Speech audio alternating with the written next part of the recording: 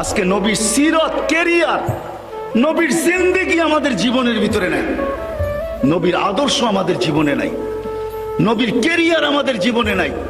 আরে বিজাতির কথা তো পড়ে, বিজাতির কথা তো পড়েই, রাগ হয়ে যাবেন বললে? হ্যাঁ, নবীর সুন্নত আমাদের ঘরে দীক্ষিত। ও তো ব্যঙ্গ চিত্র দাঁড় করাইছে, আমরা তো ডেলি ব্যঙ্গ করি। ও তো একটা চিত্র দাঁড় করছে, আমরা তো ডেলি ব্যঙ্গ করি। নবীর সুন্নত আমাদের জীবনে, আমাদের সমাজে দীক্ষিত, অবহেলিত, লাঞ্ছিত, ঘৃণিত। আরো কিছু বলেন না, আমাদের কোনো ক্ষেত্রে নবীর সুন্নত নাই। শুধু দাড়ি নবীর সুন্নত, শুধু টুপি নবীর সুন্নত, শুধু জুব্বাই নবীর সুন্নত। যেই নবী এক আদর্শ জিন্দেগি নিয়ে আসছে, কেরিয়ার নিয়ে আসছে, এক আদর্শ দিয়ে গেছেন, এক সমাজ তৈরি করে গেছেন। আজকে যুবকদের জীবনে নবীর জিন্দেগি নাই। যুবক জানেই না যে যৌবনের দাম কত, যুবক জানেই না যে জিন্দেগির জীবনের দাম কত, যৌবনের দাম কত, দাম কি কাম কি জানে না। জানি না আপনাদের এলাকার নাম কি, ফতেহাবাদের যুবক জানেই না যে যৌবনের দাম কি, যৌবনের কাম কি, জানেই না। সে জানে, যা জানে তা জানে। সে জানে ওইটাই যে কয়েকদিন তোমাকে ব্যবহার করবে, তারপরে স্বার্থ যদি তোমার দ্বারা সিদ্ধি না হয়, তাহলে হইতে পারে তোমার মা বুক খালি করতেও দ্বিধা করবে না, তোমার বাচ্চা এতিম করতেও দ্বিধা করবে না, তোমার স্ত্রীকে বিধবা করতেও দ্বিধা করবে না। তোমার দাম এতটুকু, কিন্তু তুমি জানো না নবীর আদর্শের ভিতরে তোমার কি দাম আছে। চলেন একটু যুবকদেরকে শুনাই। তুমি জানো না কি দাম আছে, তোমার দাম ওই দাম আছে, তুমি রাস্তা দিয়ে হাঁটবে, আল্লাহ তোমাকে দেখবে আর লজ্জা পাবে, লজ্জা। এই জন্য এক হাদিসে আছে, ওই যুবক যখন রাস্তা দিয়ে হাঁটে, অলি গলিতে জমিনে বিচরণ করে, তাকে দেখে আল্লাহ লজ্জা পায়। কোন যুবক? শাবাবা খুশা, যে নবীর আদর্শে আদর্শবান হইয়া নিজেকে আল্লাহর ভয়ে লজ্জাপতি বানায় নিছে। লজ্জাপতি, লজ্জাপতি চিনেন? হ্যাঁ, অনরা দেশে কি কয়? শর্মিন্দা। বাবা রে বাবা, উর্দু বিলকুল। শর্মিন্দা, হ্যাঁ, শর্মিন্দা গাছ, হ্যাঁ, শর্মিন্দা পাতা, ঠিক না? আচ্ছা, এটাই মেনে নিলাম। উর্দুতে কয় ছুঁই মুই। লজ্জাপতি, শর্মিন্দা পাতার মতো যে নিজেকে গুটায় আনিছে, ওই যুবককে দেখে আল্লাহ লজ্জা পায়। মুহাম্মদুর রাসূলুল্লাহ আসছিলেন তোমাকে ওই যুবক বানানোর জন্য, যে তুমি রাস্তা দিয়ে হাঁটবে, আল্লাহ লজ্জা পাবে আর চিৎকার দিয়ে বলবে লাউলা ইয়া শাবাব, ও যুবক তুই যদি জমিনে না থাকতি, লাজালতুস সামা হাতিদা, আমি আকাশকে বহুত আগে লোহার বানায় দিতাম, ওয়াল আরদা সাফসাফা, জমিন বহুত আগে তামার হয়ে যেত, ওমা আনজালতু মিনাস সামাই কাতরা, আকাশ থেকে একটা বৃষ্টির ফোঁটা না, ওমা আমবাততু মিনাল আরদি হাব্বা, জমিন থেকে একটা শস্যের দানা না, বল আনজালতু আলাইহিমুল আযাবা সাব্বা, একের পর এক আযাব দিয়ে তোমাদেরকে ধ্বংস করে দিতাম। ও মেরে দোস্ত, বিজাতি আমাদের জন্য খাইতেছে। ফ্যাক্টেড আমরা, কোন বিজাতি ফ্যাক্টেড না। সমস্যা কোন বিজাতি না, সমস্যা তো আমি। আল্লাহর কাছে সমস্যা আমি। শাস্তি তো বহুত আগে হয়ে যেত, আমাদের চিল্লাইতে হইতো না, আমাদের চিল্লাইতে হইতো না। আজকে আমরা চিল্লাইতেছি, কিন্তু আমাদের চিল্লান কারো কর্ণপাত হইতেছে না। চিল্লাইতে হইতো না, মুহাম্মদুর রাসূলুল্লাহর ব্যঙ্গচিত্র দাঁড় করাবে আর আল্লাহ সহ্য করবে আর আযাব আসবে না। আপনি মনে করছেন কে? যাকে হাবিব বানাইছে। হাবিব কে? যাকে ভালোবাসা সবকিছু আল্লাহ দিয়া দিছে। ওনার ব্যঙ্গচিত্র বানাবে আর আল্লাহ দেখবে, ঠিক না? হ্যাঁ হ্যাঁ, শুধু আমাদের কারণে মধ্যে বাধা আমরা। আমরা যদি নবীর আদর্শ, আমি সিরাতের দিকে আপনাদেরকে নিয়ে যেতেছি, নবীর কেরিয়ার, নবীর সিরাত, নবীর আদর্শ। বিদায় যুবকদেরকে বলবো, তোমাদের পায়ে হাত রাখা বলতেছি আমি, ফতেহাবাদের যুবক, তোমাদের পায়ে হাত রাখি, আসো।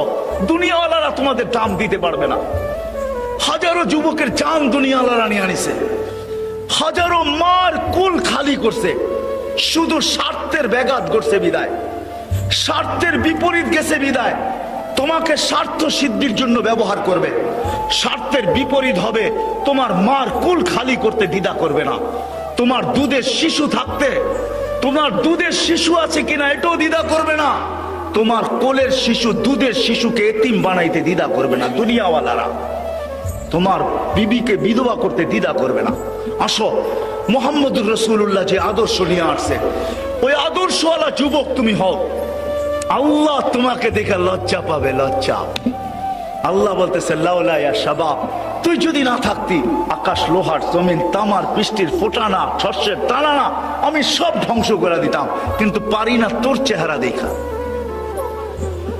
বলো কিরকম দামি তুমি আল্লাহর কাছে? বেলু কতটুক? কার কাছে? কার কাছে? কার কাছে? আল্লাহ আল্লাহর রসুলের কাছে। ওই রসুল, হায় হায় হায় হায়, যে রসুল কেরিয়ার নিয়ে আসছেন, আদর্শ নিয়ে আসছেন, হায় উম্মতের জন্য যে চোখের পানি কোনোদিন বন্ধ হয় নাই। হযরত রিওয়ায়াতের তাসদীক করবে, আল্লাহর রসুল জিবরিল আলাইহিস সালামকে জিজ্ঞাসা করছে, জিবরিল আপনার চোখে সদা সর্বদা পানি কেন? না প্রথম জিজ্ঞাসা করছে মিকাইল কাঁদে কেন? চোখে সবসময় পানি কেন? বলে যেই দিন থেকে শয়তানকে বিতাড়িত করছে ওই দিন থেকে মিকাইলের চোখের পানি শুরু হয়েছে, আর বন্ধ হয় না। যে শয়তানের মতো মানুষ বিতাড়িত হয়ে গেল। শয়তান কিন্তু শয়তান ছিল না।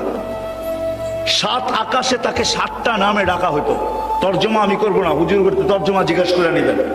প্রথম আকাশে তাকে ডাকা হতো আবেদ, দ্বিতীয় আকাশে জাহেদ, তৃতীয় আকাশে আরেফ, চতুর্থ আকাশে তকি, পঞ্চম আকাশে ওলি, ষষ্ঠ আকাশে খাজেন, সপ্তম আকাশে আজাজিল। এই লকব নিয়ে শেখ সাদি রহমতুল্লাহ আলাইহি গুলিস্তায় লেখছেন। সপ্তম আকাশের উপাধি আইনা শেখ সাদি রহমতুল্লাহ লেখছেন, তাকাব্বর আজাজিলরা খারে কর, বজনদানে লানত গিরিফতারে কর, অফিল আরশি মকতুবুল ইবলিস। 7 আকাশে 7টা নামে তাকে ডাকা হইতো। 1,85,000 বৎসরের ইবাদত তার ছিল। 30,000 বৎসর শুধু আরশের তোয়াব ছিল। 13,000 বৎসর ফেরেশতাদের ওয়াজ ছিল। ওই ব্যক্তি যেদিন বিতাড়িত হয়, হায় হায় হায় হায়, কেমনে যে বুঝাবো। ও তো একটা সেজদা নিষেধ করছে। আমি তো ডেলি কয়টা সেজদা নিষেধ করি, কয়টা সেজদা আমি ছাড়ি ডেলি। ও তো একটা সেজদা ছাড়ছে, আমি কয়টা সেজদা? আরে বলেন না। আরে আমি ডেলি 64টা সেজদা ছাড়ি, 64টা। ও যুবক, তুমি যদি নামাজ না পড়ো, তুমি ডেলি 64টা সেজদা ছাড়তেছো। 32 রাকাত নামাজ, 20 রাকাত আর 12 রাকাত সুন্নতে মুআক্কাদা সহ 32 রাকাত, 17 রাকাত ফরজ, 3 রাকাত বেতের, 20 রাকাত, 12 রাকাত হইল সুন্নতে মুআক্কাদা, 32 রাকাত। মা বোনদেরকে বলতেছি, তুমি ডেলি 64টা সেজদা ছাড়তেছো। শয়তান তো একটা সেজদা ছাড়ছে। শয়তান এখনো আল্লাহকে সেজদা করার জন্য রাজি আছে। বিশ্বাস হয় না? দলিল দিমু। হ্যাঁ, মুসা আলাইহিস সালাম একদিন মুসা আলাইহিস সালামের কাছে আসছে কানতে কানতে। কিছে? কে তুমি? কয় শয়তান। কিছে? অনুতপ্ত। কেন? তওবা করব। জিজ্ঞাসা করো কোনো রাস্তা আছে কিনা। আল্লাহর কাছে জিজ্ঞাসা করছে। আল্লাহ বলছে, এই দিলাম আদম আলাইহিস সালামের কবরের ঠিকানা দিলাম তোমাকে, ওরে যায় বলো কবরে একটা সেজদা মাইরা দিতে, মাফ করে দিব। আয়েশা বিকালে দেখা হয়েছে, কি হলো ভাই? কই যে ঠিকানা নিয়ে আসছি। আল্লাহ বলছে একটা সেজদা কবরে মেরা দিতে, মাফ করে দিবে। কই জিন্দা ছিল তখনই করি নাই, মরাটারে কি সেজদা করব?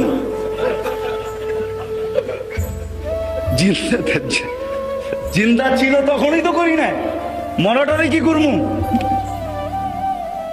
ও সেজদা করতে আল্লাহকে রাজি। আল্লাহকে সেজদা করার জন্য নিষেধ ছিল না ওর কাছে, এখনো নিষেধ না। আপনার আমি 64টা সেজদা ছাড়ি। ও বিতাড়িত হওয়ার পরে মিকাইল আলাইহিস সালামের চোখে পানি। জিবরিল আলাইহিস সালামকে জিজ্ঞাসা করছে, আপনি কাঁদেন কেন? যেদিন আল্লাহ দোজখ দেখাইছে ওই দিন থেকে কান্না শুরু। প্রথম নিয়ে জান্নাত দেখাইছে, পরে নিয়ে দোজখ দেখাইছে। যাও এবার দোজখ দেখা আসো কেমন বানাইলাম।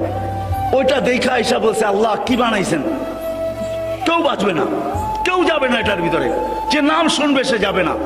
পরে শাহওয়াত দিয়া ডাইকা দিছে, দুচোখ দেখা চোখের পানি শুরু। দুজন মিলা প্রশ্ন করছে, আপনার চোখে পানি কেন? আপনার চোখেও তো সবসময় পানি দেখি, শুকায় না কত সময়। তো বলছে জিবরিল, ভাই জিবরিল, আমার উম্মতের জন্য আমার চোখের পানি। রেওয়ায়ত তো পরে বলবো যে আরো সে যায় উম্মতকে বলে নাই। আল্লাহ জিজ্ঞাসা করছে, বন্ধু কি চাইতে আসছেন? কি চাইতে আসছেন? বলছে উম্মতি। এইখানে উম্মত বলছে আনতা রব্বুল করিম আনা নবিয়ুর রহিম কাইফা তুদাইয়ু হাযিল উম্মাহ বাইনাল করিম ওয়ার রহিম। শুরুতে আপনি, শেষে আমি। আপনি রব্বে করিম, আমি নবী রহিম। দুইয়ের মাঝে উম্মত জাহান্নামে চলে যাবে, আমি আমার মনকে বুঝাইতে পারবো না। তো আল্লাহ সিগনেচার করতেছে, বন্ধু কাসামতুল কিয়ামাতা কিসমাইন, কিয়ামতকে দুই ভাগে ভাগ করছি। কিয়ামতের মালিক, কিয়ামতের মাঠ আপনার আর আমার আর কারো না। সালতুতা, ওই দিন আপনি চাবেন আমি দিব। শাফি তুশাফা, আপনি সুপারিশ করবেন আমি মঞ্জুর করব। লা ইউখজিকা ফি উম্মতি, আপনার উম্মতের ব্যাপারে আমি আপনাকে লজ্জিত করব না, না দুনিয়ায় করছি না কিয়ামতের মাঠে করব। তারপরে ওই নবী যে কিয়ামতের মাঠে উঠবে, লম্বা রেওয়ায়েত কিন্তু বেশি লম্বা হয়ে যেতেছে না তো, লম্বা রেওয়ায়েত। মিকা জিবরিল আলাইহিস সালাম উঠবে, আমি রেওয়ায়েত শর্ট করে দিছি, কাট পিস বলতেছি, রেওয়ায়েত অনেক লম্বা। উনি উঠবে, কেন জিবরিল আলাইহিস সালাম মারা যাবে, ওনাকে আল্লাহ জিন্দা করবে। উনি আল্লাহ রাসূলের কবর চিনবে না। উনি উঠার পরে কাঁদবে, কেননা সব মরা যাবে। আল্লাহ কুদরত দিয়া ৩-৪ জনকে প্রথম পয়দা করবে, জিবরিল, মিকাইল, ইসরাফিল, মালাকুল মউত। জিবরিল কাঁদবে, ৩ জন জিজ্ঞাসা করবে কাঁদো কেন? একটু পরেই তো ইসরাফিলকে সিংহায় ফু দিবে, ফু দেওয়ার হুকুম আসবে, নফখাতুন নুশুর বলে, দ্বিতীয় সিংহায় ফু, আমরা উঠবো, সব উঠবে। আর আমাকে হুকুম হবে আল্লাহর হাবিবকে মাকামে মাহমুদে নিয়ে আসো। কিন্তু আমি ওনার কবর ভুলে গেছি, মৃত্যুর পরে কোথায়। তো ৩ জন বলবে সহজ মাসলা, ফাসআলিল আরদা, তুমি জমিনকে জিজ্ঞেস করো। তো উনি জমিনকে জিজ্ঞেস করবে আইনা কবর আল হাবিব, আল্লাহর বন্ধুর কবর কোথায়?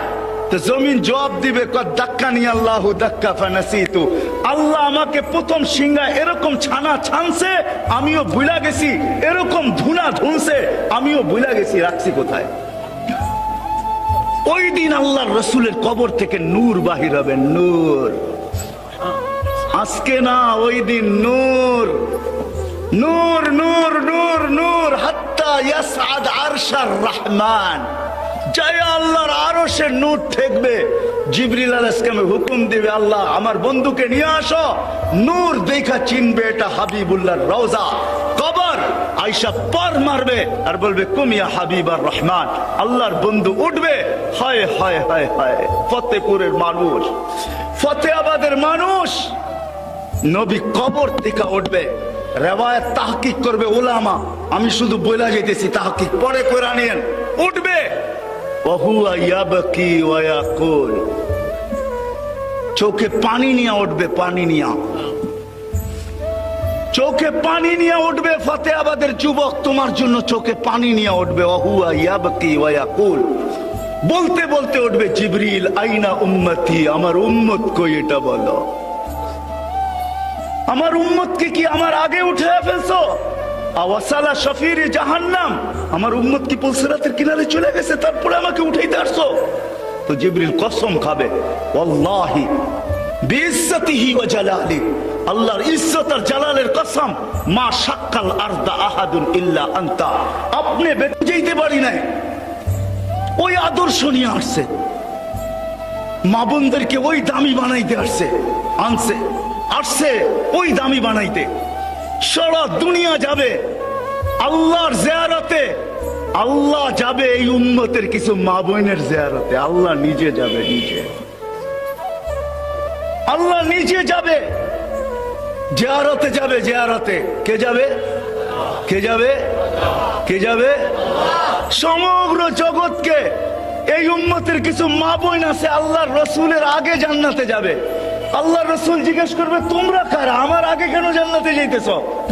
তো হাসি দিয়া বলবে ইয়া রাসূলুল্লাহ, আপনারই উম্মত। তো বলবে আমার আগে কি কইরা? বলে আপনার থেকে শিখেই তো যাইতেছি। কার থেকে শিখা? আপনার আদর্শ শিখেই যাইতেছি। যৌবন অবস্থায় আমাদের স্বামী মারা গেছে, আমাদের ছোট ছোট বাচ্চারা এখানে স্বামী মারা গেছে।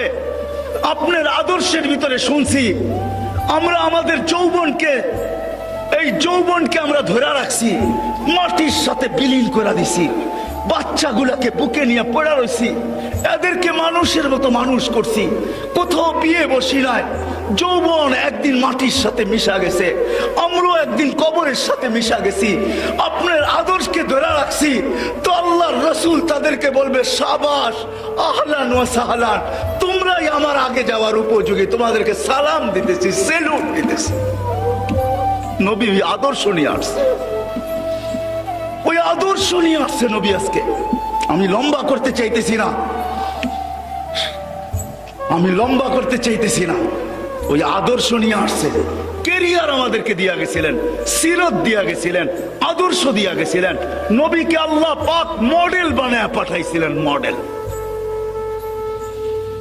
আজকে আমরা সারা দুনিয়ায় ঘৃণিত, অবহেলিত, লাঞ্ছিত, দীক্ষিত মুসলিম। সারা দুনিয়ায় মুসলিম বলতেই বোঝা যায় সন্ত্রাসী, মুসলিম বলতেই বোঝা যায় দীক্ষিত, মুসলিম বলতেই বোঝা যায় লাঞ্ছিত, মুসলিম বলতেই বোঝা যায় অবহেলিত, মুসলিম বলতেই বোঝা যায় হায় হায় দাড়ি টুপি জুব্বা পাগড়ি ধার্মিক হওয়ার নামই হইল সে কি, সে কি?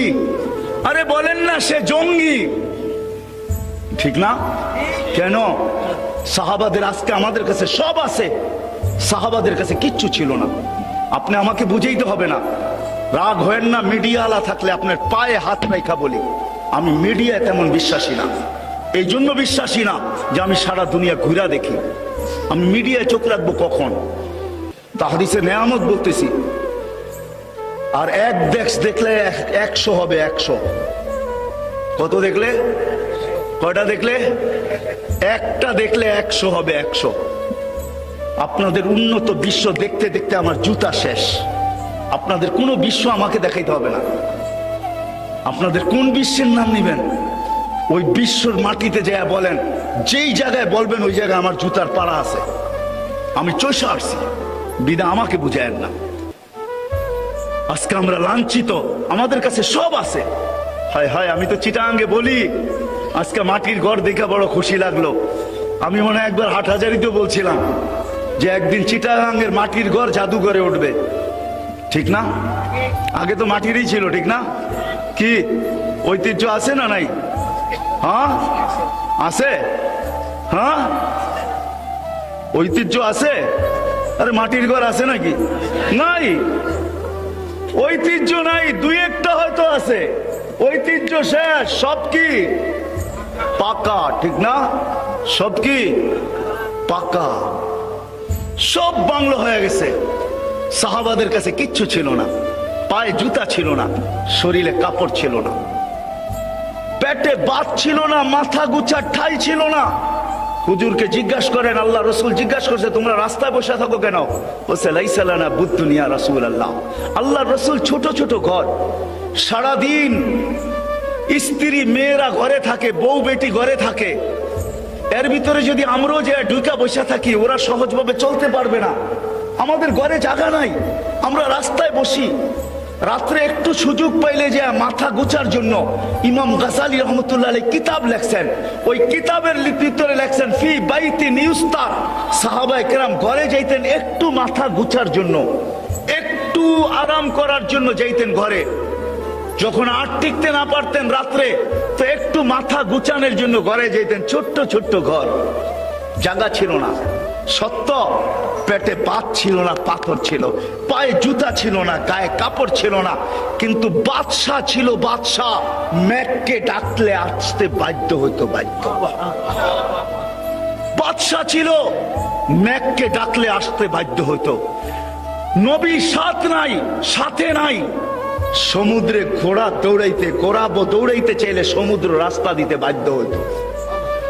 2 কিলোমিটার না, আপনাদের কর্ণফুলীর মতো নদী না, 27 কিলোমিটার। কয় কিলোমিটার? 27 কিলোমিটার। বাহরাইন যখন স্বাধীন করে, তো সাহাবায়ে কেরাম নদীর উপর দিয়া সমুদ্রের উপরে ঘোড়া দৌড়ায়া বাহরাইনে ঢুকছেন। আমি দুইবার মরক্কো গেছি, দুইবার।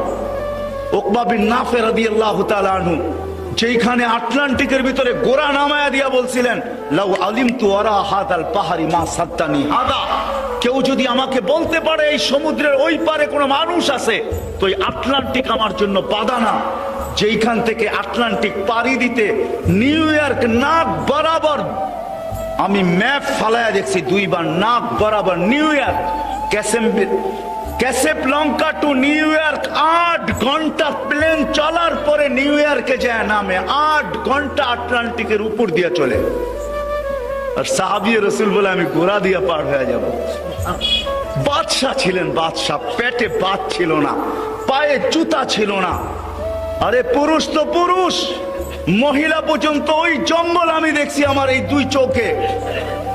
উম্মে হারাম রাদিয়াল্লাহু তাআলা আনহা যেই জঙ্গলে সিংহকে ডাইকা কানের ভিতরে ধরে বলতেছে, আমি মুহাম্মদুর রাসূলুল্লাহর গোলাম, আমাকে খাওয়ার জন্য তোকে পয়দা করে নাই, আমার উপরে থাবা দিলে জান তোর যাবে, আমার কিচ্ছু হবে না। কান ধরে বলতেছে আমাকে লোকালয়ে নিয়ে চল। তো সিংহ পায়ের কাছে মাথা রেখে মাপ চাইতেছে, বলতেছে তোকে এখন মাপ করা যাবে না, তুই আগে লোকালয় দেখা আমাকে। তো পিঠে বসায় লোকালয় পৌঁছেছে, তারপরে সিংহের বাসা খুলে দিছে, জবান আল্লাহ, আরবি ভাষায় বসে মাফ করে দেন, বলে চাহ তোকে মাফ করে দিলাম, আল্লাহ মাফ করে দেন। বাদশাহ ছিল মহিলা, যুবক ছিল বাদশাহ, সব মুহাম্মদুর রাসূলুল্লাহর আদর্শে ছিল, আদর্শে কিচ্ছু ছিল না, আদর্শ ছিল আর কিচ্ছু ছিল না। মুহাম্মদুর রাসূলুল্লাহর জিন্দেগি ছিল এদের কাছে, গড়ে ছিল, বাহিরে ছিল। আরে যদি আপনাদের অ্যানালাইসিস করার মতো ব্রেন থাকে, অ্যানালাইসিস বুঝেন, বুঝার মতো যদি আপনাদের ব্রেন থাকে, তাইলে আমি আপনাদেরকে বুঝাইতে চাইতেছি। যুদ্ধের ময়দানে পিপাসায় কাতর হয়ে মরতেছে, নিজের বাই পানি নিয়ে আসছে, যখন মুখে পানি দিবে গ্লাস হাতে দাঁড়ায় দিছে, পাশের থেকে চিৎকার আসছে, পানি, গ্লাস হাতের থেকে সরায়া দিয়া বাইর হাতে উঠায়া দিয়া বলতেছে ওর প্রয়োজন বেশি, আগে ওর কাছে দৌড়াও। আপন ভাই গ্লাস নিয়ে ছুটছে ওর কাছে, ছুটছে ওর কাছে, যখন ওর হাতে গ্লাস ধরায়া দিছে আরেকজনের আওয়াজ আসছে পানি। তো দ্বিতীয় জন বলতেছে ওর পানির প্রয়োজন বেশি, দৌড়ো আমার গ্লাস উঠাও হাতে, দৌড়াও ওর কাছে। ওর কাছে পৌঁছতে পৌঁছতে ও দুনিয়ার থেকে শেষ, আসছে দ্বিতীয় জনের কাছে, ও দুনিয়ার থেকে শেষ, আসছে আপন ভাইয়ের কাছে, ও দুনিয়ার থেকে শেষ। ও মুহাম্মদুর রাসূলুল্লাহ এই আদর্শ শিখায়া গেছে, কারোটা মাইরা খাওয়া শিখায়া যায় না, কারোরটা ছিনানো শিখায়া যায় না, যুদ্ধের ময়দানে ইসার শিখায়া গেছে। আজকে আমরা কোথাও শান্তিতে নাই, কোন সম্পর্ক শান্তিতে নাই। হায় রাগ হয় না, আমি তো বলি বাংলার জমিন উল্টায় যাওয়া হালাল হয়ে গেছে, হালাল। হালাল বোঝেন? বৈধ, আমি সহ উল্টায় গেলে বৈধ। আর আমি চাই উল্টায় যাক। যেই সমাজে মা 5 টুকরা, কয় টুকরা হয় নাই? 5 টুকরা। আপনারা তো মিডিয়া আমার চেয়ে বেশি দেখেন। 5 টুকরা হয় নাই? কে টুকরা করছে? ছেলে। মাকে 5 টুকরা। ওই মা আবু হুরায়রা রাদিয়াল্লাহু তাআলা আনহু জিজ্ঞেস করছে, আবু হুরায়রা রাদিয়াল্লাহু তাআলা আনহুকে জিজ্ঞেস করছে এক যুবক, মায়ের হক আদায় করতে চাই, কি করবি বেটা?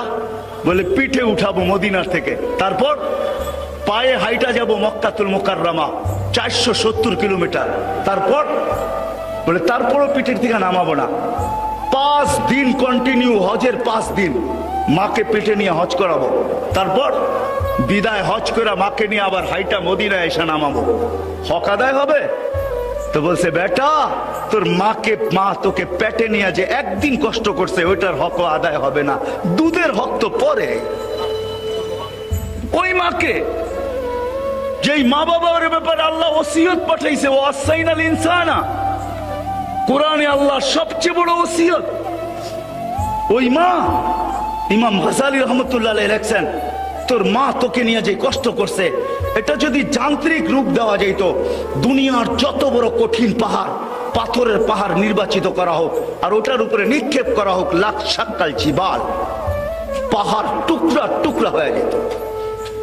ওই মা বিদায় হজের দিন আল্লাহর রাসূল মার কবর জিয়ারত করতে উপরে উঠছেন, অনুমতি নিয়ে সাহাবায়ে কেরামের, নামতেছেন না। আমি দুইবার আম্মা জানের কবর দেখছি, আমেনার কবর। বিদায় আমি বলতে পারি না, ওইখানে যাইতেও পারি না। ওটা বলতে গেলে আমি ধরে রাখতে পারি না নিজেকে, কেন ওই চিত্র আমার সামনে বাইসা ওঠে। 6 বৎসরের ছেলে, মা মারা যাইতেছে ওই পাহাড়ের চূড়ায়, তো জিয়ারত করার জন্য উঠছেন, জিয়ারত করতেছে মাথার কাছে বসা। আমি হাদিস শর্ট করতেছি, কান্নার আওয়াজ নিচ পর্যন্ত আসতেছে, সময় লম্বা হইতেছে। সাহাবায়ে অধীর হয়ে গেছেন, সবাই আবু বকর, ওমর, ওসমানকে পাঠাইতেছেন, যাও তোমরা। আল্লাহ রসুল নামতেছে না, কান্নার আওয়াজ আসতেছে। ওনারা উপরে উঠছেন, পিছিয়ে দাঁড়াইছেন, তো কান্নার ভিতরে আল্লাহ রসুল বলতেছে, মা তুই যদি জীবিত থাকতি, আমি যদি ফরজ নামাজ শুরু করতাম, সূরা ফাতিহাকে শেষ করতাম, সুম্মা বাদাতু সূরা, সূরাও শুরু করতাম, সুম্মা নাদাইতানি, ও মা তারপরে যদি তুই আমাকে একটা ডাক দিতি, ইয়া মুহাম্মদ বলা, আল্লাহি লাকাতাতুস সালাহ, আমি নামাজ ছাড়া দিতাম, চিৎকার দিয়ে উঠতাম, লাব্বাইক ইয়া উম্মি, ও মা আমি উপস্থিত। যেই নবী মার মর্যাদা শিখাইছে, যেই নবী বাপের মর্যাদা শিখাইছে। লম্বা হয়ে যাবে, যুবক এসে অভিযোগ করছে, আমি 2 হাতে খরচ করি। আছে কিছু যুবক আছে এখনো বাপের খরচ সহ্য করতে পারে না, ঠিক না? যুবক কামাই করলে, বাপ খরচ করলে সহ্য করতে পারে না। আমি বিদেশ থেকে কামায়া পাঠাই, তুমি তোমার মন মতো খরচ করো। আমি কত কষ্ট করে পাঠাই, ঠিক না? ওই যুবক অভিযোগ করছে, আল্লাহ রসুল তার বাপকে ডাইকা পাঠাইছেন। বাস সাহাবীকে জিজ্ঞাসা করছে, অবেলা কেন রাখলো? বলে তা তো জানি না। কে আছে আল্লাহ রসুলের কাছে? তোমার ছেলেকে বসা দেখছি। বাপের ছেলে, বাপে বুঝা ফেলছে আমার ছেলে কোনো অভিযোগ করছে। বাপ মনে মনে কবিতা আবৃত্তি করতে করতে আসতেছিল, এখনো পৌঁছতে পারে না আল্লাহ রসুলের কাছে। জিবরিল আলাইহিস সালাম চলে আসছে, আয়েশা বলতেছে আসতেছে, সালাম দিবে, আপনিও জবাব দিবেন, কিন্তু বসার আগে কবিতাগুলো শুনে নিবেন। সে কি কবিতা পড়তেছিল? তার কবিতা শুধু আপনাকে কাঁদাবে না, এর আগে আল্লাহর আরশকে হেলায়া দিছে কবিতা। যদিও সে ঠোঁট দিয়া উচ্চারণ করে নেয়, যদিও সে জিহ্বা হেলায় নেয়, তার মনের কবিতা আল্লাহর আরশ হেলায়া দিছে। আল্লাহ রসুল জিজ্ঞাসা করছে, কবিতা শোনাও। বলছে, মান আখবারাকা, আপনাকে খবর কে দিল? আমার তো ঠোঁটও হেলে নাই, জিহ্বাও নড়ে নাই, মনে মনে আবৃত্তি করছি। আল্লাহ রসুল বলতে, নাব্বানিয়াল আলিমুল খাবীর, আল্লাহ খবর দিয়া দিছে, শোনা। কবিতা শোনানোর সময় আমার কাছে নাই, 2-1টা তর্জমা করতেছি, শুধু আমি তর্জমা করতেছি। আল্লাহ রসুল বলতেছে, ওই লোক ব্যক্তি বলতেছে, আমি কবিতা আবৃত্তি করতেছিলাম, আমি একা ছিলাম, মনে বড় স্বপ্ন ছিল বিয়ে হবে, স্বপ্ন আল্লাহ পূরণ করছে। এখন আর আমি একা নাই, 2 জন। এখন আমাদের 2 জনের স্বপ্ন, কবে আমাদের কুল ভরবে? আমরা 2 জন স্বপ্ন দেখতেছিলাম, আল্লাহ আমাদের কুল ভরা দিছে। যেদিন আমাদের কুল ভরছে, ওদিন আমরা 2 জনে একই অঙ্গীকারে আবদ্ধ হয়েছি যে আজকের থেকে আর আমরা আমাদের জন্য বাঁচবো না, বাঁচবো তো কলিজার টুকরার জন্য বাঁচবো। এরকম মনে হয় প্রত্যেক মা বাবা, ঠিক না? মনে হয় বুঝাইতে পারি না আপনাদেরকে। প্রত্যেক মা বাবা সন্তান হওয়ার পরে নিজের জন্য বাঁচে না। ফতেহাবাদের রিক্সাওয়ালা সারা দিন, কোন দিন যায় না যে গালি না খায়া বাড়িতে না ফিরে, থাপ্পড় না খায়া বাড়িতে না ফিরে। কি সত্য তো? সিএনজি আলা, ভ্যান আলা, বাইক আলা, কি গালি ছাড়া, রিক্সাওয়ালা গালি ছাড়া বাড়িতে ফিরে? কিন্তু তারপরেও কেন সে আবার পরের দিন রিক্সা হাতে নেয়? কেন? বৃষ্টি আসতেছে, কি বৃষ্টি আসতেছে? হ্যাঁ, সামান্য উঠাউঠি করে না, শেষ শেষ হয়ে গেছে, শেষ শেষ জায়গায় চলে আসছি আমি। উঠাউঠি করেন না, রহমত আসছে, রহমত, বৃষ্টি আসে নাই। হ্যাঁ, রহমত আসছে, বৃষ্টি আসে নাই। এটা বৃষ্টি না, রহমত। বৃষ্টির সময় দোয়া কবুল হয়, হুজুরের জিজ্ঞাসা করেন, যত সময় দোয়া কবুল হয় ওটার এক সময় হলো বৃষ্টি। সব বৃষ্টি বৃষ্টি না, এটা রহমতের বৃষ্টি। নবীর শানের বৃষ্টি আসতেছে, শানের। নবীর সিরাতের বৃষ্টি আসতেছে। তো ওই সাহাবী বলতেছিল আজকের থেকে আমরা দুইজন নিজেদের জন্য বাচ্চা ছেড়া দিছি। লম্বা কাহিনী আর যাইতেছি না। আল্লাহ রসুল কানতে কানতে যুবকের কলার ধরে বলছেন, আনতা ওয়া মালুকা লি আবিকা। নবী আমাদেরকে কেরিয়ার দিয়া গেছেন, আদর্শ দিয়া গেছেন। ওই আদর্শ ছাড়ার কারণে সব আছে, সব আছে, সব আছে, টাকা আছে, পয়সা আছে, সব আছে, কিন্তু নবীর আদর্শ না থাকার কারণে। আমি আপনাদের পায়ে হাত রেখা বলবো, আজকে সবাই এখান থেকে ওয়াদা করেন নবীর আদর্শকে আমাদের জীবনের আদর্শ বানাবো, নবীর সুন্নতকে আমাদের জীবনের সুন্নত বানাবো। ওয়াদা, নিয়ত না, ওয়াদা। যে ওয়াদা করতে পারেন সে হাত উঠান। যে ওয়াদা, বিশেষ করে যুবকদেরকে বলবো, কি ওয়াদা? পাক্কা, পাক্কা ওয়াদা না মা। যুবকদেরকে একটা কথা বলবো, তুমি তোমার যৌবনকে, তুমি তোমার মেধাকে, তুমি তোমার চিন্তাকে, তুমি তোমার বিদ্যাকে, সব কিছুকে, তুমি তোমার হোয়াটসঅ্যাপকে, তুমি তোমার ইমুকে, তুমি তোমার ভাইবারকে, তুমি তোমার নেটকে, সব কিছু আজকের থেকে ব্যয় শুরু করো যে আমি নবীর আদর্শ শিখবো। আর নবীর আদর্শ মানুষের কাছে ছড়ায়া দিব, মানুষের ঘরে ঘরে ছড়ায়া দিব, জীবনে জীবনে ছড়ায়া দিব। আমরা যেদিন থেকে নবীর আদর্শবান হব, খোদার কসম, দুনিয়ার কোন কাফের, দুনিয়ার কোন ব্যক্তি, যত বড় ব্যক্তিত্ব হোক, যত বড় সম্রাট হোক, আল্লাহর রসুলের বিরুদ্ধে দাঁড়াবে। হায় হায়, আল্লাহ শিখাইছেন, একজন আল্লাহর রসুলের বিরুদ্ধে দাঁড়াইছিলেন, তো আল্লাহর রসুল বলছিল যে ওকে আল্লাহ সিংহ পাঠায়া দিয়া ওকে ফাইরা ফেলবে, ফাইরা। ওই সিংহ এখনো আল্লাহর খাজিনায় আছে না নাই? আছে না নাই? আল্লাহর কাছে ওই কুকুর এখনো আছে, কালবুম মিন কিলাবির রহমান। আল্লাহর ভান্ডারের কুকুর এখনো আছে। আপনার হাত কালো করতে হবে না, আমার হাত কালো করতে হবে না, শুধু আপনাকে আমাকে নবীর কেরিয়ার আলা হইতে হবে, নবীর আদর্শে আদর্শবান হইতে হবে। আমি সাথে সাথে এই মজমাকে একটা কথা বলবো, আমাদের হাত পাও বাঁধা, আমাদের মুখ বাঁধা, আমরা যদিও ভিতর থেকে রক্তক্ষরণ হইতেছে, আমরা ওইভাবে নবীর বিরুদ্ধে যারা বলে তাদের বিরুদ্ধে আমরা দাঁড়াইতে পারি না, কেননা আমাদের হাত পাও বাঁধা। ঠিক না? সত্য তো, সত্য তো। কিন্তু একটা তো করতে পারি আমরা, এইখান থেকে ফ্রান্স যাওয়া চলবে না, অনেক কিছুই করা সম্ভব হবে না, আপনি বেশি চিল্লাইতেও পারবেন না, এটাও সম্ভব হবে না। কিন্তু আমি আপনাদের কাছে ওয়াদা দিব, আজকে একটা করা সম্ভব, সেটা হলো প্রতিদিন এই মজমা যতদূর আমার আওয়াজ যায়, মা বোনদের পায়েও হাত রেখা বলি, প্রতিদিন আজকের থেকে ফ্রান্সের ফয়সালা, নবী দুশ্মনদের ফয়সালা আকাশ থেকে যতদিন পর্যন্ত না আসে, আমি ডেলি 2 রাকাত সালাতুল ইস্তেগাসা পড়ব। 2 রাকাত পড়বেন? কে কে পড়বেন ওয়াদা করেন তো? 2 রাকাত। তকি উসমানী রহমতুল্লাহ, তকি উসমানী মুদ্দাজিল্লুল আলী, উনি বলেন, উনি 2 দিন আগেও বলছেন যে আমরা কিচ্ছু করতে পারি না, আমরা রাত্রে উঠা, আমি রাত্রে বলবো না ওনার মতো, ওনার উনি বলেন যে 2 রাকাত নামাজ পড়ে তো আমার মনের কথাটা আমি আল্লাহকে বলতে পারি না, পারি না। আস-সাজিদু ইয়াসজুদু আলা কদমাইর রহমান, সিজদাকারী আল্লাহর কদমে কুদরতি পায়ে মাথা রাখা দেয়। ইদা সাজাদাল আবদ ইরতাফাল হিজাব বাইনাহু ওয়া বাইনার রহমান, যখন সিজদায় যায় তো আল্লাহ আর তার মাঝের ভিতরে সব পর্দাগুলো সরে যায়। মুসা আলাইহিস সালাম 70,000 পর্দার এই পারের থেকে কথা বলছে। আমরা যখন কথা বলতে যাবো তো আমাদের মাঝে আল্লাহর মাঝে কোনো পর্দা থাকে না।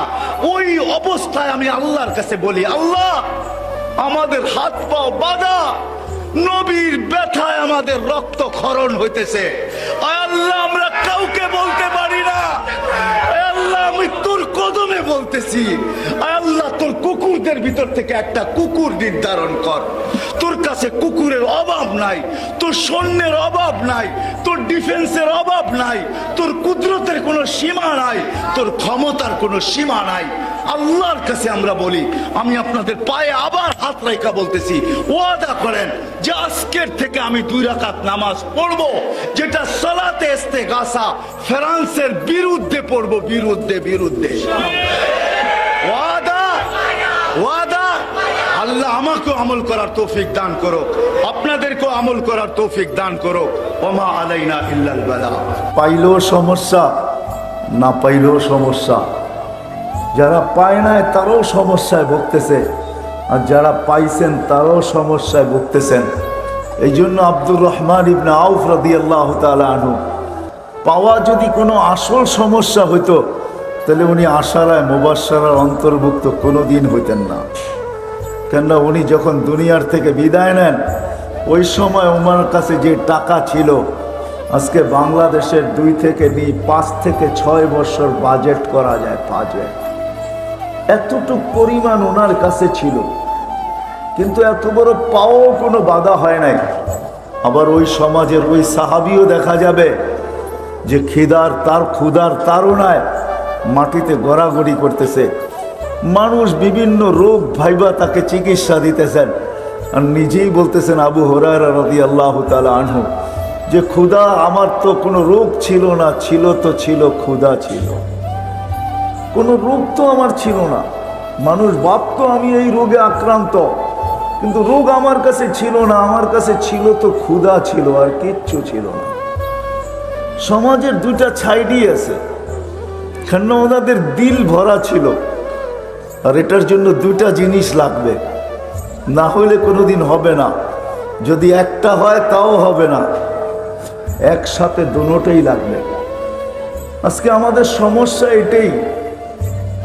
এটাই আমাদের সমস্যা। যারা আমরা দিলকে পড়তে চাই, আসলে আল্লাহ যে পাইল, আল্লাহ রসুলকে যে পাইল, সেই হাকিকি বাদশাহ।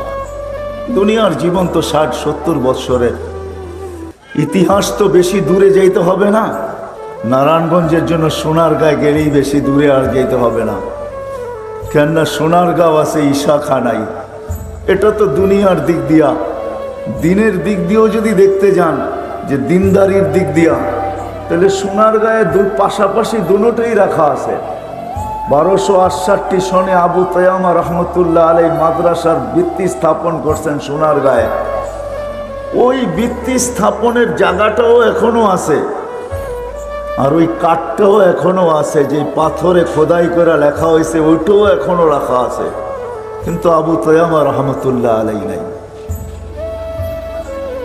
এরকম কেউই নেই, সবাই চলে গেছে, আমরাও চলে যেতে হবে।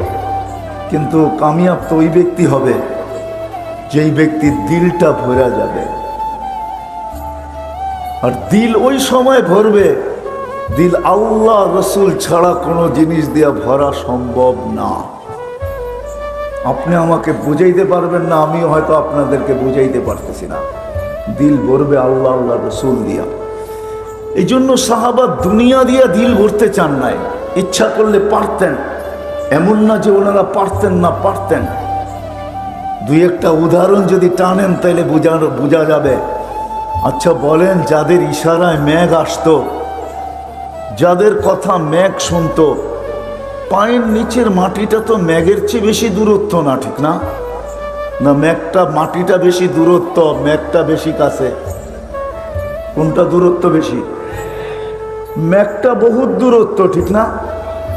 যারা মেঘকে অধীন করতে পারতেন, তারা মাটিকেও যা কিছু তা বলতে পারতেন। যাদের কথা বন্য প্রাণী বুঝতে পারত, এখনো তো ওই জঙ্গল রাখা আছে, আপনি ঘুরলেও দেখে আসতে পারবেন।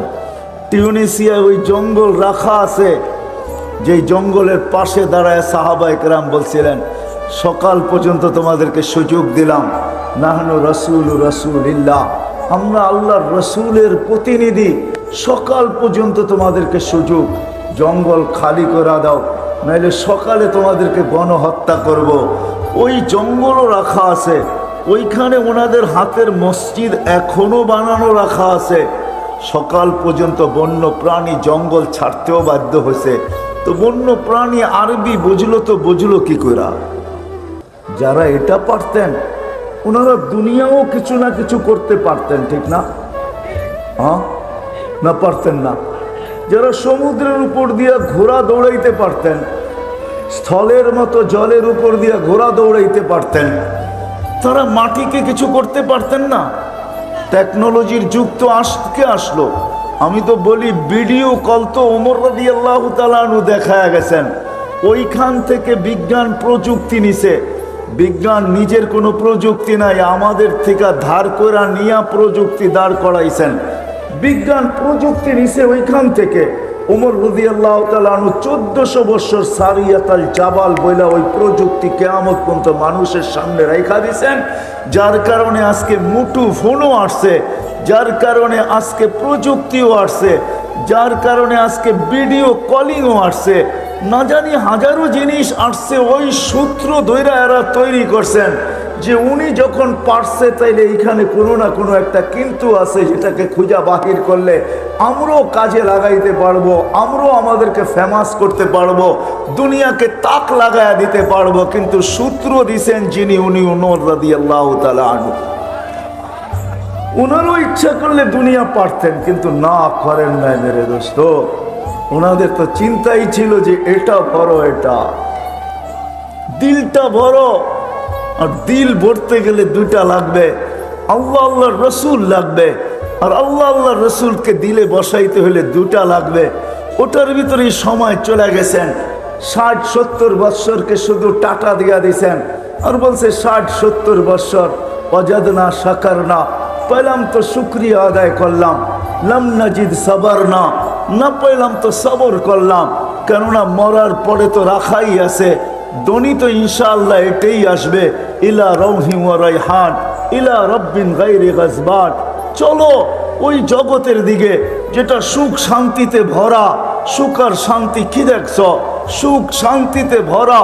চলো এরকম প্রভুর কাছে যে তোমার উপরে রাগান্বিত নয়, বরং তোমাকে দেখলে আনন্দময়, তোমাকে দেখলে খুশি হবে, তোমাকে দেখলে আনন্দিত হবে, তুমিও দেখা আনন্দ পাবে, তুমিও আল্লাহর দিদার করবে, তোমারও সাক্ষাৎ হবে। এই কথাই ওনারা ভাবতেন। এই জন্য দুনিয়ার দিকে কখনো মুখ দেন নাই, সদা সর্বদা এই ভিতরটাকে ভরার চিন্তায় ছিলেন।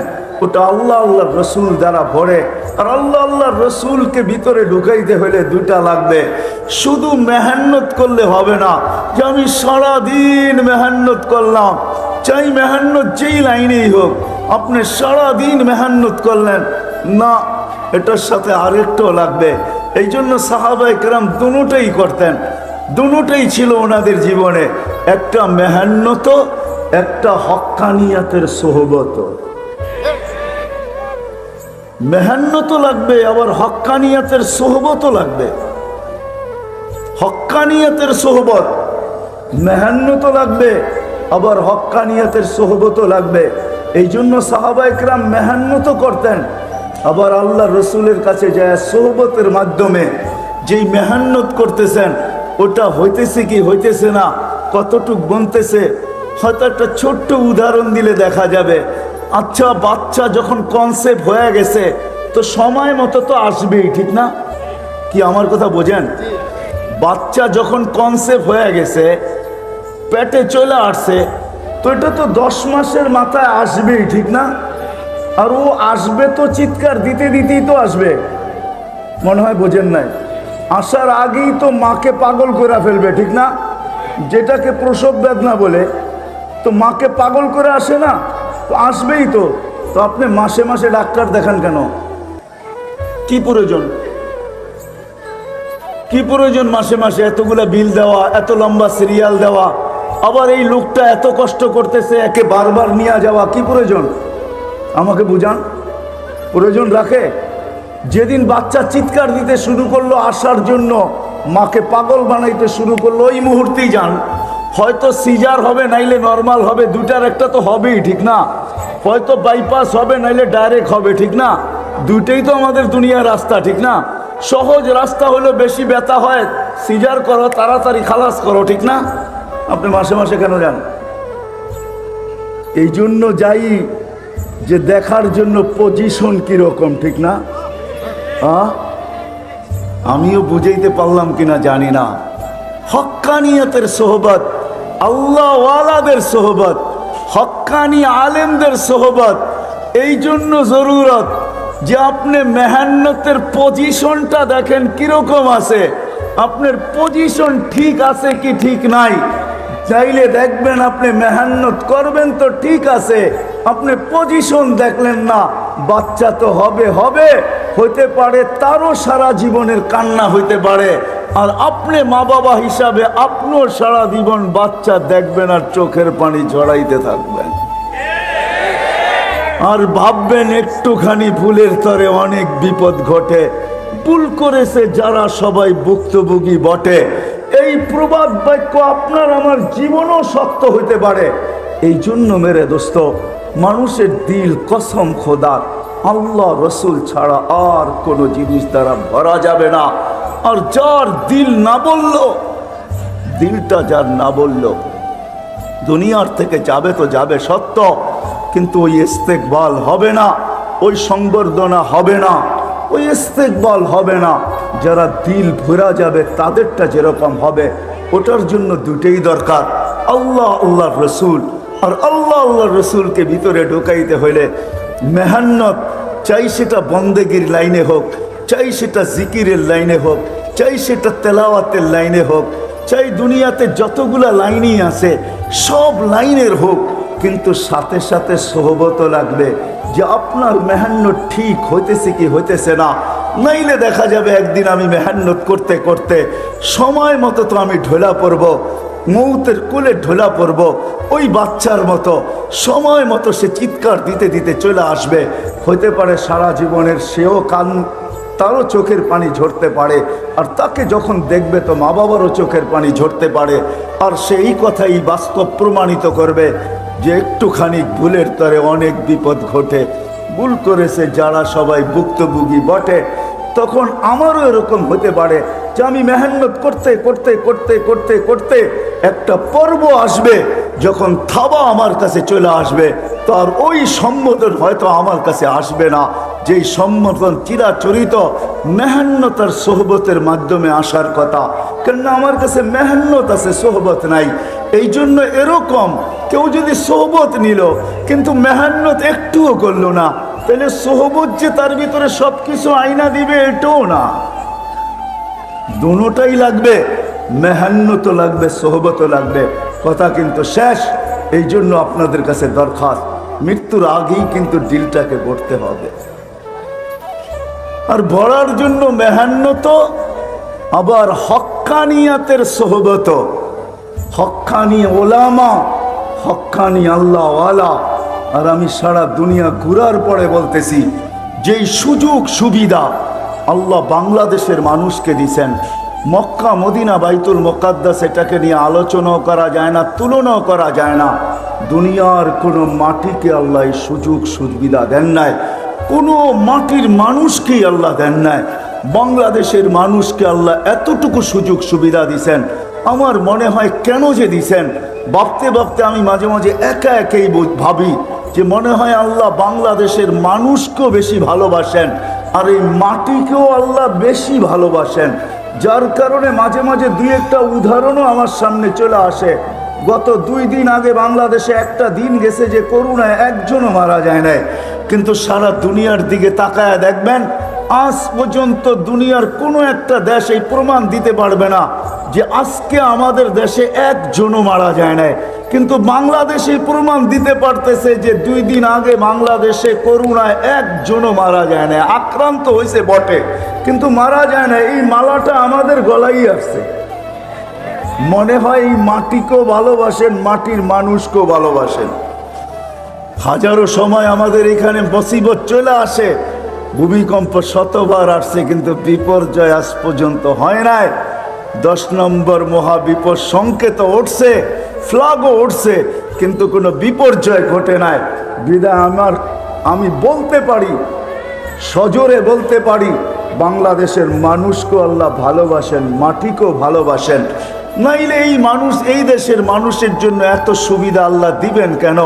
যে এরকম কোনো এলাকা নাই, গলি নাই যে গলিতে একটা হক্কানি মাদ্রাসার সাইনবোর্ড না আছে, একটা হেফজোখানা না আছে। যান আপনি নারায়ণগঞ্জের গলিগুলা দেখা এসে আমাকে বলেন, এমন কোন গলি আছে যেই গলিতে একটা ছোট্ট হেফজোখানার সাইনবোর্ড না আছে, একটা মক্তবের সাইনবোর্ড না আছে, এত মসজিদ এই দেশে কেন দিবে, এত মাদ্রাসা এই দেশে কেন দিবে, এত মক্তব এই দেশে কেন দিবে, এই দেশে কেন দিবে আল্লাহ, এত আলেম ওলামা কেন দিবে, এত আল্লাহ ওয়ালা কেন দিবে, এত কেন দিবে যে যারা আল্লাহর রসুলের আশেক এরকম রাত্র দেখে না, বৈশা মাটিতে বসছে তো বসছেই, চাতকের মতো আল্লাহ আল্লাহ রসুলের কথা সারা রাত অবধি শুনতে বাজে, সারা রাত অবধি শুনতেছে, পুরো রাত্র বসা। আপনাদের এটা তো হয়তো 12টা 1টা শেষ হয়ে যাবে, কিন্তু যান সিলেট অঞ্চলে, ময়মনসিংহ অঞ্চলে, বিভিন্ন অঞ্চল আছে সারা রাত্র ওয়াজ হয়, ঠিক না? মানুষের কমই নাই, জোয়ার। এই জন্যই এই কথাগুলো আমাকে বলে যে বাংলাদেশের মাটিকেও আল্লাহ ভালোবাসে, মানুষকেও ভালোবাসে। এই জন্য বাংলাদেশকে যেই সুযোগ সুবিধা দিছেন, হক্কানি আলেমদেরকে আল্লাহ মনে হয় যেরকম মাটিকে বিছায়া দিছেন, এই জমিনে এরকম বিছায়া দিছেন, হক্কানি আল্লাহ ওয়ালাদেরকেও বিছায়া দিছেন। এই জন্য আসেন, কথা শেষ, সবাই আমরা আজকে থেকে ওয়াদা করি যে মরার আগেই কিন্তু ভিতরটাকে ভরতে হবে। যদিও আমাদের চোখ ভরা গেছে, কিন্তু বাচ্চার মতো চোখ ভরছে কিন্তু দিল ভরে নাই, বাচ্চার তো পেট ভরছে কিন্তু চোখ ভরে নাই। কিন্তু চোখ ভরতে হলে আল্লাহ আল্লাহ রসুল ছাড়া বড়ার কোনো বিকল্প রাস্তা নাই। এটা দিয়ে দিল ভরবে, আর ওটার জন্য দুটা লাগবে, এক তো মেহান্নত আর একটা হলো সোহবত। এবাদতের লাইনের যত মেহান্নত আছে করতে হবে, কিন্তু কোরা যদি আপনি ভাবেন যে আমি তো মেহান্নত করতেছি, কিছু পচা গেছি, না না, ভুল হবে। আপনাকে সোহবতও যাইতে হবে, হক্কানিয়াতের সোহবত, আল্লাহওয়ালাদের সোহবত, হক্কানি আলেমদের সোহবত, এটাতে থাকতে হবে। যতক্ষণ পর্যন্ত আপনি এই দুই জিনিসের সাথে আপনাকে সংযুক্ত রাখবেন, তার সাথে সাথে মেহান্নত করবেন, ইনশাআল্লাহ একদিন আসবে, ইনশাআল্লাহ একদিন আসবে। মৃত্যুর আগ মুহূর্ত হলেও আসবে যে আল্লাহ আপনার এটাকে ভরা, দিলটাকে ভরা দিবে। প্রমাণ স্বরূপ সারা দুনিয়াকে আপনার মুখের কলেমা শুনায় দিবে। মৃত্যু লগ্নে যারা আছে তাদেরকে আপনি কলেমা শুনায় দিবেন, এরা বলবে দিল ভরা গেছে, করবো তো ইনশাআল্লাহ। হক্কানি আলেমদের মেহান্নতের সাথে সাথে, হক্কানিয়াতের সোহবতের সাথে, আল্লাহ ওয়ালা এবং হক্কানি আলেমদের সোহবতে নিজেকে বাঁধবো তো? কি বলেন? হ্যাঁ, থাকবেন তো হক্কানি আলেমদের সাথে? সোহবত বুঝেন তো? সোহবত, হ্যাঁ, সোহবতের ভিতরে একটা শর্ত আছে, মেটানেওয়ালা সোহবত। হ্যাঁ, নিজেকে মেটায়া দিতে হবে। কিন্তু আমি শেষমেশ একটা কথা বলবো আপনাদেরকে, নারায়ণগঞ্জ হিসাবে বলবো, এই মজমা হিসাবে বলবো, আপনাদের পায়ে হাত রেখা বলি, আপনি আলেমদের সাথে চলতে পারতেছেন না, হয়তো আমি আপনাকে মাজুর মনে করব, অপারক মনে করব, কিন্তু এটা পায়ে হাত রেখা বলবো, কোনো হক্কানি আলেমের বিরুদ্ধে কখনো আঙ্গুল উঠায়েন না। যদি আপনি উঠাইলেন, আজকে না, কিয়ামতের মাঠে আপনার সাথে আমার দেখা হবে, ওই দিন আমি আপনাকে জিজ্ঞাসা করব যে আপনাকে এই কারণে মূল্য দিতে হইলো তো কতটুকু দিতে হইলো। আজকে হয়তো আমি বুঝাইতেও পারবো না, দেখাইতেও পারবো না, বলতেও পারবো না, কিন্তু কসম খোদার কিয়ামতের মাঠে আপনাকে আমি জিজ্ঞাসা করতে পারবো। আশা রাখি ওই দিন ওই সুযোগ আসবে, আমি আপনাকে জিজ্ঞাসা করব যে হক্কানি আলেমদের উপরে আঙ্গুল উঠানের কারণে তোমাকে মাসুল কতটুকু দিতে হলো আমাকে একটু বলো। এই জন্য এদের সাথে চলবো, সোহবতে চলবো, কিন্তু আঙ্গুল কোনোদিন উঠাবো না, ইনশাআল্লাহ। রাজি? পাক্কা ওয়াদা। আল্লাহ আমাদের সবাইকে আমল করার তৌফিক দান করেন। ওমা আলাইনা ইল্লাল বালা। দুনিয়ার কোনো মাটিকে আল্লাহ এই সুযোগ সুবিধা দেন নাই, কোনো মাটির মানুষকেই আল্লাহ দেন নাই। বাংলাদেশের মানুষকে আল্লাহ এতটুকু সুযোগ সুবিধা দিছেন, আমার মনে হয় কেন যে দিছেন, ভাবতে ভাবতে আমি মাঝে মাঝে একা একাই ভাবি যে মনে হয় আল্লাহ বাংলাদেশের মানুষকেও বেশি ভালোবাসেন, আর এই মাটিকেও আল্লাহ বেশি ভালোবাসেন। যার কারণে মাঝে মাঝে দুই একটা উদাহরণও আমার সামনে চলে আসে।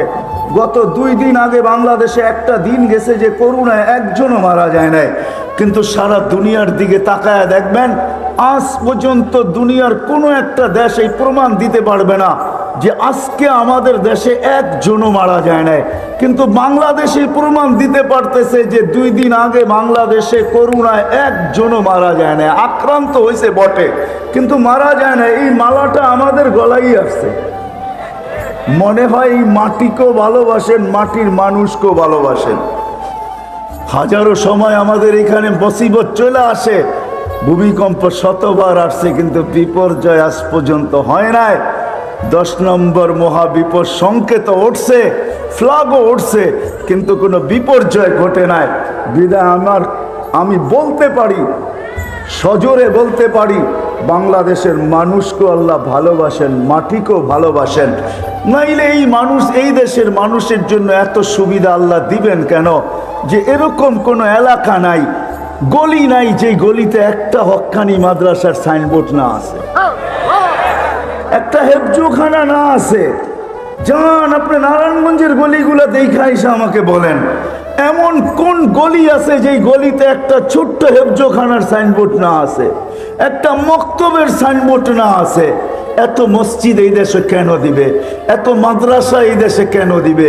এত মক্তব এই দেশে কেন দিবে? সাল্লাল্লাহু আলাইহি ওয়া আলা আলিহি ওয়া আসহাবিহি ওয়া আতবাইহি ইলা ইয়াউমিদ্দিন। أما بعد فأعوذ بالله من الشيطان الرجيم بسم الله الرحمن الرحيم ألا بذكر الله تطمئن القلوب وقال رسول الله صلى الله عليه وسلم عن الله تبارك وتعالى أنا مع من ذكرني। অত্র মাহফিলের সম্মানিত সভাপতি, উপস্থিত ওলামায়ে কেরাম,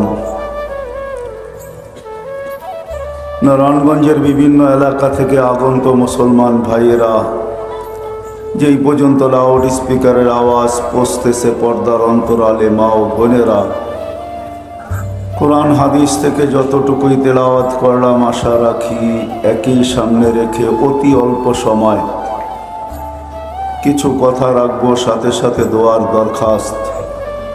আল্লাহ আমাকে, আপনাদেরকে, সমগ্র শ্রোতাকে সঠিক জিনিসকে বুঝা, শিখা এবং মানার তৌফিক দান করেন। মানুষ যদিও নাকি সৃষ্টির সেরা, সৌন্দর্যের দিক দিয়েও সৃষ্টির ভিতরে সবচেয়ে সুন্দর, শ্রেষ্ঠত্বের দিক দিয়েও সৃষ্টির ভিতরে সবচেয়ে সেরা।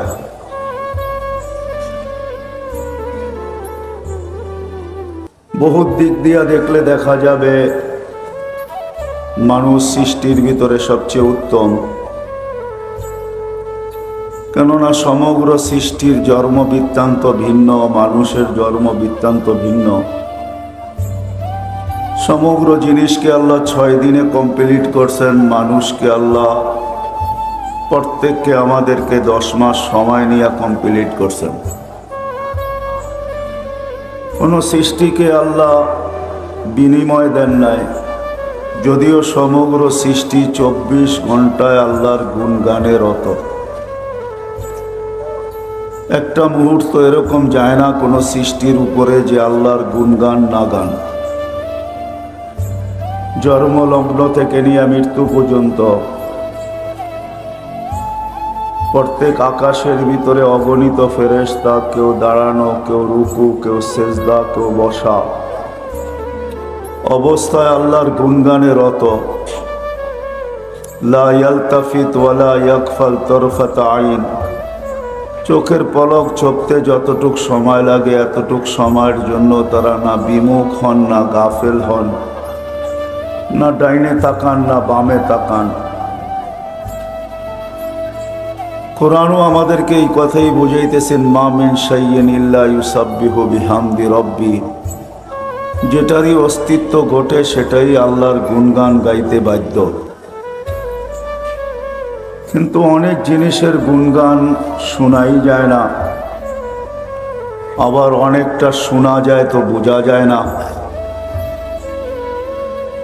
আল্লাহ আমাদেরকে এটার সমাধান দিছেন, ওয়ালাকিন লা তাফকাহুনা তাসবিহাহুম। সবার গুণগান আমরা বুঝি না, আবার কিছুর গুণগান আমরা শুনিও না। এই জন্য মাঝে মাঝে আল্লাহ রসুল সাল্লাল্লাহু আলাইহি ওয়াসাল্লাম সাহাবাই কেরামকে বিভিন্ন জিনিসের তসবির আওয়াজও শুনাইছেন, যারা তসবিতে রত। কিন্তু এই কথাই সত্য, সৃষ্টি যতই গুণগান গাক, কিন্তু কোনো বিনিময় তাদের জুটবে না, তারা কোনো বিনিময় পাবে না। অথচ আমরা আল্লাহ বলতে দেরি, মুখের থেকে ফেরেশতারা কায়রা নিতে দেরি করে না। আমরা সুবহানাল্লাহ বলতে দেরি, ফেরেশতা এটার সওয়াব লিখতে দেরি করে না। আবার যে সুবহানাল্লাহ শুধু সুবহানাল্লাহই লেখেন এমনও না। তো হাদিসের আলোকে দেখা যায় যে সুবহানাল্লাহর সওয়াব যখন লিখতে শুরু করে, তো আল্লাহ আমাদেরকে পরিধিটা বুঝাইছেন যে এটার পরিধি কতটুকু জায়গা এটায় প্যাক করে বা কতটুকু জায়গা ভরা যায়, ওটা দ্বারা ধারণা করলেই বোঝা যাবে এটা লেখে তো কিরকম লেখে। সৌরজগতের অর্ধেক জায়গা নেকি দ্বারা ভরা যায়। আর সৌরজগৎটা তো এই সামিয়ানার সমান না, বা এর চেয়ে 2-4-10 গুণ বড় না। সৌরজগৎ একটা বিশাল এরিয়া, যেটা বর্ণনা দিতে গেলেও মনে হয় অনেকের বুঝে আসবে না, যেটা হয়তো হয় কি করা। যা হোক, যখন অর্ধেক পরিধি ভরা যায়, তাহলে কতটুকু লেখে, কত দিনে লেখে, ওটা তো পরের কথা।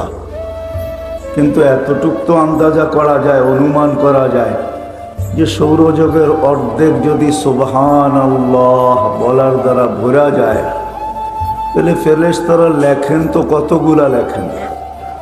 এতটুক ধারণা তো পাওয়া গেল, ঠিক না? অথচ সমগ্র সৃষ্টি কিন্তু 24 ঘন্টা আল্লাহর গুণগানে রত, কিন্তু কোনো বিনিময় নাই। মানি আমি এই কথা সত্য। জিবরিল আলাইহিস সালাম ফেরেশতাদের সর্দার, নবীদের কাছে কোরআন নিয়া ওহী নিয়ে আসতেন। শুধু একজনের কাছে না, 1.25 লক্ষ। আবার 313 জন রসুলের কাছে ওনার আনাগোনা ছিল। প্রতি রমজানে একবার কমসে কম আল্লাহর রসুল থেকে কোরআন শুনতেন এবং শোনাইতেন। আমরা আলিফ লাম মিম পড়তে দেরি, 30 নেকি পাইতে আমরা দেরি করি না। কিন্তু জিবরিল আলাইহিস সালাম কোনো বিনিময় পাবেন বলে মনে হয় না, যে ওনাকে কোনো বিনিময় দেওয়া হবে। বিনিময় দিতে হলে তো কোনো একটা পুরুষ মর্যাদা, অন্য জিনিস। কিন্তু আমরা প্রত্যেকটা জিনিসের বিপরীতে, নেকের বিপরীতে আল্লাহর কাছে বিনিময় চাই। সেটা জান্নাত রূপে আল্লাহ আমাদেরকে দিবেন।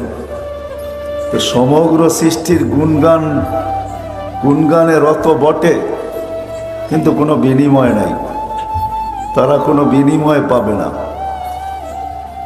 অথচ আল্লাহ আমাদেরকে ছোট ছোট কালেমার বদৌলতে বিরাট বিরাট বিনিময় দিবেন। কখনো দেখা যাবে আমাদের চুপ থাকারও বিনিময় পাবো, চুপ থাকার। নইলে হাদিসে এই শব্দ আসতো না, ইল্লা লিয়াসমুত, চুপ থাকো। অনেক সময় দেখা যাবে চুপ থাকার বিনিময়ও আমরা পাবো। যেখানে বলার ছিল বলি নাই, চুপ ছিলাম, তো এটার বিনিময়ও কিন্তু আল্লাহ আমাদেরকে দিবেন। নাইলে হাদিসে এই কথা কোনোদিন আসতো না, মান কানা ইউমিনু বিল্লাহি ওয়াল ইয়াউমিল আখির ফালিয়াকুল খায়রান ইল্লা লিয়াসমুত। ভালো বলতে পারলে বলো, নাইলে চুপ থাকো। তো চুপ থাকাটাও বিনিময় আমরা পাবো। যেমন ছোট্ট একটা উদাহরণ হাদিস থেকে দিলে হয়তো বুঝে আসতে পারে। এই উম্মত যদি গুনার নিয়ত করলো আর গুনাহ করলো না, তাইলেও কিন্তু একটা বিরাট বড় সওয়াবের গিফট পায়, গাঠি পায়। আল্লাহ আমাদেরকে বিরাট বড় একটা সওয়াবের গাঠি দিবে যদি গুনার নিয়ত করলো কিন্তু গুনাহ করলো না। নিয়ত করা বললো না করব না, বাদ দিয়ে দিল, তাইলেও কিন্তু একটা নেকি আমাদের লেখা হয়। তো যেটা বুঝাইতেছিলাম, মানুষ সৃষ্টির সেরা, রূপের দিক দিয়া সৃষ্টির দিক দিয়ে আমরা সেরা। আমাদের চেয়ে শ্রেষ্ঠত্ব আল্লাহ কাউকে দেন নাই। দ্বিতীয়, আল্লাহ আমাদের জীবনের প্রত্যেকটা মুহূর্তের বিনিময় রাখছেন, ভালো খারাপও, নেকও পাবে আবার গুণও পাবে, বিনিময় রাখছেন, কোনো সৃষ্টির বিনিময় রাখেন নাই। তৃতীয়, আল্লাহ সমগ্র জিনিসের ভোগ অধিকার আমাদেরকে দিচ্ছেন, কাউকে ভোগ অধিকার দেন নাই। হ্যাঁ, হয়তো আপনি প্রশ্ন তুলবেন, হাজারো জিনিসই তো ভোগ করে, কেউ এটা খায়, কেউ সেটা খায়, কিন্তু ঘোরাফেরা দেখবেন সব আমাদের জন্যই খায়। ছোট্ট একটা উদাহরণ যদি দেই, যে গরুকে তো দামি দামি ভুসিও খাওয়ানো হয়, হ্যাঁ খাওয়ানো যেতে পারে, কিন্তু সে মোটা তাজা হয়তো আপনার আমার জন্যই হয়।